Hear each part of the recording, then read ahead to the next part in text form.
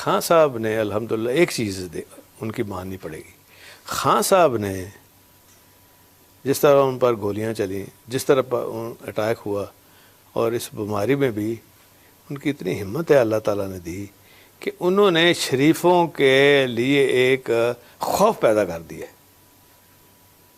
ان کی زبان پہ ہر وقت عمران خان صاحب کا نام رہتا ہے، ان کی سوچ میں ہر وقت ان کا نام رہتا ہے، اور یہ پاکستان کو ضرورت بھی تھی۔ اور ہم سوچتے تھے کہ یا اللہ کوئی ایسا بندہ لا جو ان شریفوں کو نتھ ڈالے، کیونکہ یہ کام بھی غلط کرتے ہیں، کسی حکومت کو چلنے نہیں دیتے، اور جو ان کو لے کے آتا ہے اس کو ختم کرتے ہیں۔ کیونکہ ہم خود ساتھ رہے ہیں، مشرف کے ساتھ انہوں نے کیا کیا، اس سے پہلے جہانگیر کرامت نے کیا کیا، اور اس سے کئی پہلے جتنے بھی ہے کاکڑ اور جتنے ایپیسوڈ ہوئے نا، سب میں کسی کا قصور نہیں تھا، صرف نواز شریف کا۔ ہر بندے سے لڑائی، ہر بندے سے لڑائی، اور آگے وہ بچوں میں ٹرانسفر ہو گئی ہے تکبر۔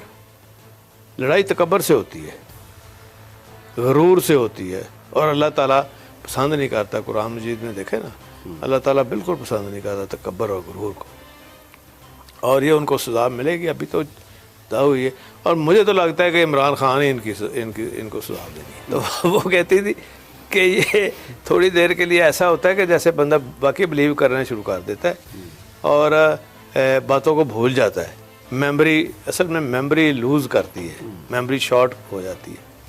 تو یہ ساری بیماریوں کا اللہ تعالیٰ نے ایک ہی اس قوم کے لیے حل دیا، وہ ہے عمران خان کی شکل میں۔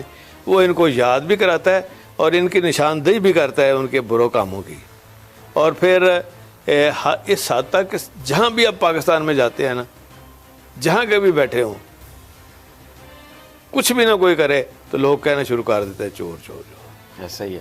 آپ نے خود بھی ذکر کیا مونس صاحب کا، بہت سارے لوگوں کا یہ پرسیپشن ہے کہ شاید آپ زرداری صاحب کی گفتگو میں آ جاتے یا ایک رواداری میں ان کے ساتھ چلے جاتے، لیکن آپ کا جو ناطہ جوڑا ہے بنیادی طور پر تحریک انصاف کے ساتھ، عمران خان کے ساتھ، اس میں مونس صاحب کا بڑا کردار ہے۔ بے شک آپ کی بات صحیح ہے، اور اصل میں بلکہ ہم اس میں بلکہ ہمارا تو بالکل یقین کریں کہ یہ جب آئے تھے نا شجاع صاحب اور یہ محسن نقوی اور یہ سارے لے کے، تو وہ کہہ رہے تھے جی ہم آپ کو دے دیتے ہیں، میاں صاحب بھی کہتے ہیں۔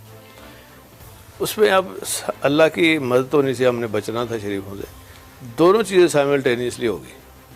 عمران خان صاحب کی آفر بھی آ گئی، اور ساتھ یہ ہوا کہ مجھے یہ ذہن میں تھا کہ یار میں ان پہ اعتبار نہیں کرتا۔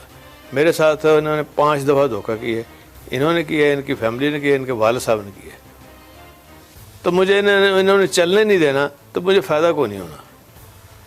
خان صاحب کے پاس مجھے پتہ ہے کہ وہ مجھے چلنے دیں گے، اور پھر دوسری بات یہ بھی تھی کہ مونس کی بھی ضد تھی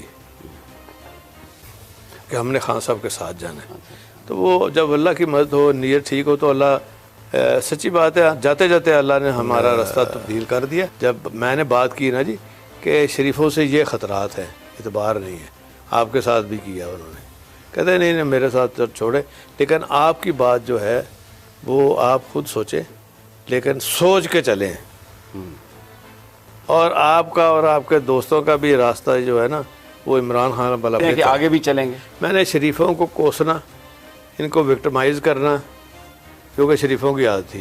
میں نے اپنے پہلے دور میں نے کیا 2004 سے 8 تک شریفوں کے ساتھ کوئی زیادتی نہیں ہوئی، مانتے بھی ہیں، لیکن جب بھی شریفوں کو موقع ملتا ہے یہ وہیں سے شروع کرتے ہیں جہاں چھوڑ کے گئے تھے زیادتیاں۔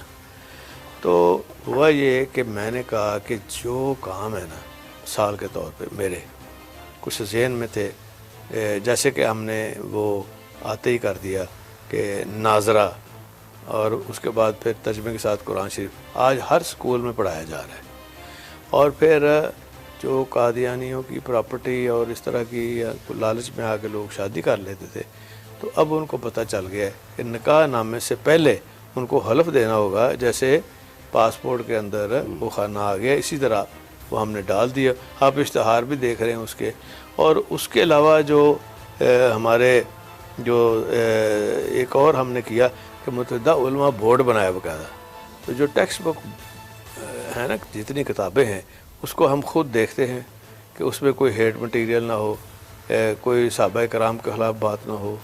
تو خاص طور پہ ختم نبوت کے حوالے سے اس کے اوپر جہاں حضور پاک صلی اللہ علیہ وسلم کا نام آئے گا تو وہاں یہ لکھا جائے گا کہ یہ آخری نبی ہیں، اس کے بعد نبی نہیں آنے والا.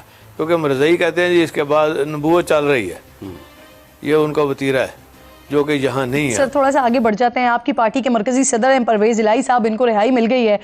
ٹائمنگ یہ بڑی امپورٹنٹ ہے کیونکہ ماضی میں مقتدرہ کے ساتھ اچھے تعلقات، اچھے مراسم رہے ہیں پرویز الہی صاحب کے، یہاں تک کہ انہوں نے پی ڈی ایم کے بجائے آپ کی پارٹی کو چوز بھی کیا تھا تو جنرل باجوہ کے کہنے پر ہی کیا تھا. اس وقت کچھ کر سکتے ہیں؟ پرویز الہی صاحب سینئر سیاستدان ہیں.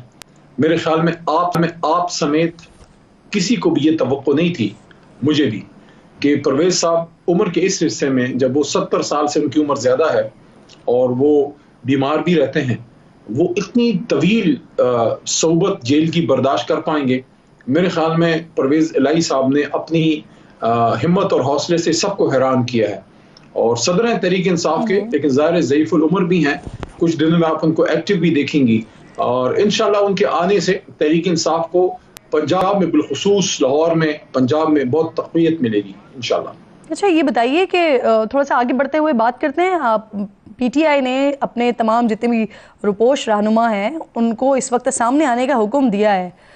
اس کی کوئی خاص وجہ ہے؟ ٹائمنگ یہ امپورٹنٹ ہے بڑی، کیونکہ اس سے پہلے حماد اظہر صاحب سامنے آئے تو اس کے بعد ان کو پشاور جانا پڑ گیا.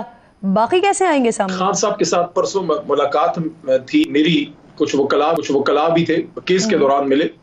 تو خان صاحب نے اسلم اقبال بھائی اور حماد کو انہوں نے حکم دیا ہے کہ وہ اب نکلیں، کیونکہ پرویز الہی صاحب بھی باہر آئے ہیں اور وہ بھی نکلیں تاکہ تحریک انصاف پنجاب میں تھوڑی تگڑی ہو. اور اگر پروٹیسٹ کی طرف اور مارچز کی طرف، جلسوں کی طرف، جلوسوں کی طرف اگر جانا ہو تو وہ گراؤنڈ پہ ہوں. اور ظاہر ہے وہ فیس کریں گے جو ان پہ چارجز ہیں، عدالت میں انشاءاللہ فیس کریں گے. تو خان صاحب کے حکم پہ اسلم اقبال صاحب اور حماد جو ہیں وہ آئے ہیں.